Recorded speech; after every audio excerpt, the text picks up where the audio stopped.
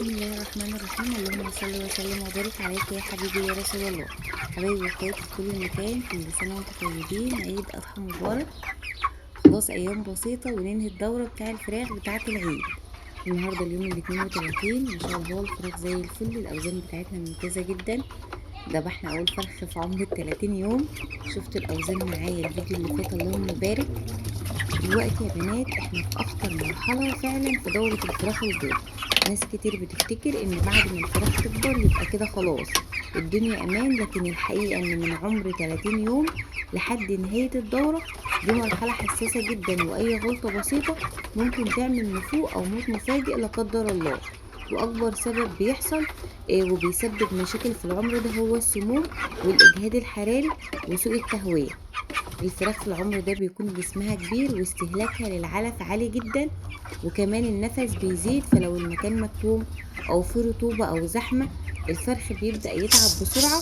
فعلشان كده يا بنات اهم حاجة في المرحلة دي النظافة اول باول. الفرشة بتاعتك تكون نظيفة، التهوية مظبوطة، المية تتغير باستمرار، ما يبقاش في زحمة. بلاش لعب كتير في الاضافات، تمام، بلاش لعب كتير في الاضافات واضافات زيادة وزن وعلاج كذا وعلاج كذا.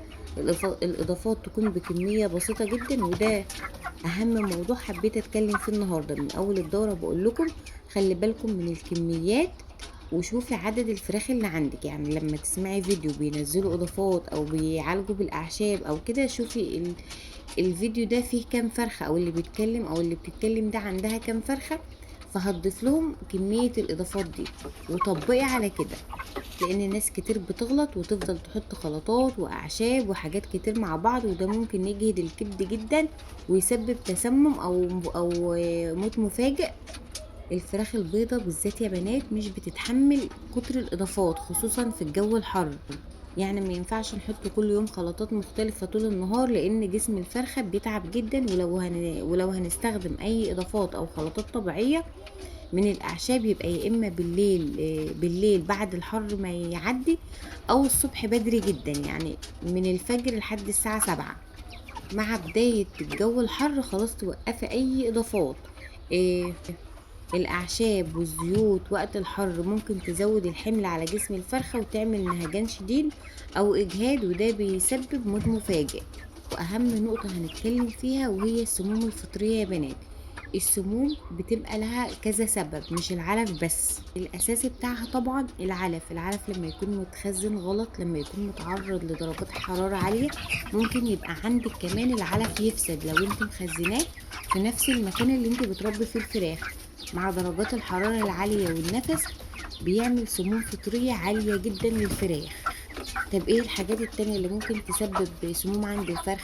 الفرشة المبلولة او الرطبة، المية لما تفضل فترة طويلة قدام الفراخ خصوصا لو انت ضايفة فيها اي اضافات ممكن تعمل عفن. ريحة الفرشة اللي هي الامونيا كمان بتعمل سموم فطرية عند الفراخ يا بنات. كل الحاجات دي بتأذي الكبد والرئة جدا، وممكن تسبب موت مفاجئ حتى لو الفراخ شكلها كويس وبتاكل ومفيهاش اي مشكلة. تفتحي الصبح كده وتلاقي اكبر فرخ في المكان هو اللي ميت، فده بيكون السبب الرئيسي فيه السموم الفطرية. وطبعا هي كذا نوع وكذا طريقة يعني، ولها كذا علاج، ولكن احنا بما اننا بنربي حاجة في البيت على قدنا كده سنتجنبها بحاجات بسيطة. الخلي معاك من اول الدورة لاخرها. مضاد السموم البيطري بنبدأ نضيفه من اول ما بنبدأ نغير العلف، سواء هتغيرها على اليوم ال14 ال15 ال16. بتستعملي مضاد السموم البيطري قبل ما تغيري العلف بيوم او يومين، وبعد كده بيستمر معانا لنهاية الدورة. طبعا دلوقتي يا بنات احنا في عمر ال32 يوم. انا تقريبا وقفت كل الاضافات. ما بستعملش غير يوم ويوم، ممكن معلقة طحينة على العلف، معلقة من الرز اللي احنا طحنينه. وقفت كل الاضافات. المية باستمرار، سقوة مضاد سموم سقوة مية عادية. الخل والليمون معايا باستمرار يا بنات. الخل انا مكمله بيه عشان يسحب اي عروق، كمان عروق دم او تجلطات دمويه او اي حاجه في جسم الفرخ، يبقى لونها ابيض ووردي كده في فتره الذبيح. طبعا وقفنا اي اضافات تانية واهمها الحلبة عشان بتغير ريحه الفرخ، اي حاجه ريحتها نفاذه بتوقفيها بحيث ان طعم اللحم بتاع الفرخ ما يكونش متغير. طبعا احنا النهارده اليوم ال32، الميه عليها خل وليمون زي ما قلت لكم يا بنات. العلف تقريبا مفيش على اي حاجة. انا ممكن خلاص كده اوقف اي اضافات سواء على العلف او على المية. هستمر بس بالليمون والخل. حتى مضاد السموم هوقفه قبل الذبح ب5 ايام، بحيث ان الفرخة يكون جسمها نضيف، مفهوش اي تجلطات دموية زي ما اتفقنا او اي عروق زرقاء او اي حاجة من الكلام ده. الخل بيسحب الكلام ده كله يا بنات. طبعا مكملة بالليمون علشان الاجهاد الحراري، درجات الحرارة بالنهار بتكون عالية جدا.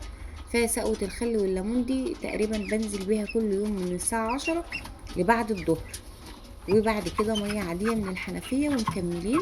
ان شاء الله الدورة بتاعتنا ننهيها على خير بأعلى أوزان بدون نافق بأمر الله. ده ببركة ربنا كده، ثم دعواتكم الجميلة في التعليقات. شكرا جدا لكل حبايبي واخواتي اللي انضموا للقناة الجديد. ان شاء الله بكم وبدعمكم القناة هتكبر. شكرا لل1000 مشترك، 1000 اخ واخت كده، نورتوني وجودكم على راسي. شكرا جدا لدعمكم وتعليقاتكم الجميلة اللي دايما فيها دعوات جميلة جدا زيكم. ان شاء الله لكم بالمثل، كل اللي دعالي دعوة ليه بالمثل بأمر الله.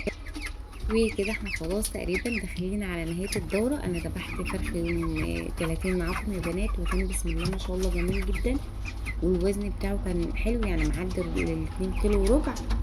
فممكن اخف الفراخ كمان شويه يا بنات، يعني ممكن اذبح 4 واسيب 10 على حسب، على حسب المكان ودرجات الحراره بتاعه الجو.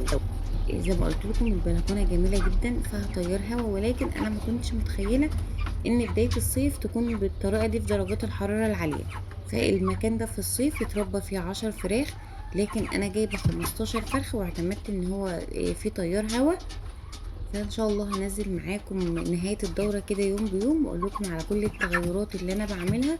وان شاء الله الفيديو الجاي هنوزن الفراخ مع بعض ونشوف الاوزان بتاعتنا وصلت لكام. وزي ما قلت لكم دي اكتر مرحلة حساسة في عمر الفراخ. الفراخ ما شاء الله ما فيش اسهالات، ما فيش صوت عطسة، ما فيش اي حاجة، الدنيا تمام. ممكن اقعد الفراخ لعمر ال40 يوم وتعدي ال40 يوم، ولكن يا بنات بتستهلك كمية علف كبيرة، فده بيعمل خساير. يعني لو جيتي تحسبيها بالورقة والقلم انت هتلاقي نفسك خسران. لما ننهي الدورة بدري والفلوس اللي هتجيبي بيها علف تجيبي بيها دورة فراخ جديدة، فبالتالي ده بيكون افيد لحبايبي اللي عاملين مشروع من البيت. اهم حاجة العلف بتاعك تكوني جايباه من مكان موثوق. ما تسترخصيش في نوع العلف خالص، خصوصا للفراخ البيضة. يعني لو بط هقولك هات اي علف مفيش مشكلة، البط بيتحمل شوية، الفراخ البلدي بتتحمل شوية كمان عن الفراخ البيضة. الفراخ البيضة تجيبي لها العلف السوبر هيديكي نتيجة ممتازة واوزان ممتازة في اقل وقت. كمان العلف لو متخزن غلط او جاي من مكان مجهول المصدر بتكون السموم الفطرية فيه كتير، فبالتالي اول ما الفرخة تكبر كده وتلاقي المؤخرة بتاعتها منفوخة تعرفي على طول ان الفراخ ده عندها سموم فطرية. يا تلحقيها وتذبحي بدري او تحاولي تعالجي على قد ما تقدري لو الاوزان لسه ما وصلتش معاكي للوزن اللي انت مستنياه. لو عندكم اي سؤال سيبولي في التعليقات وانا بامر الله هرد عليكم. وانتظروني في فيديو جديد، مع السلامة.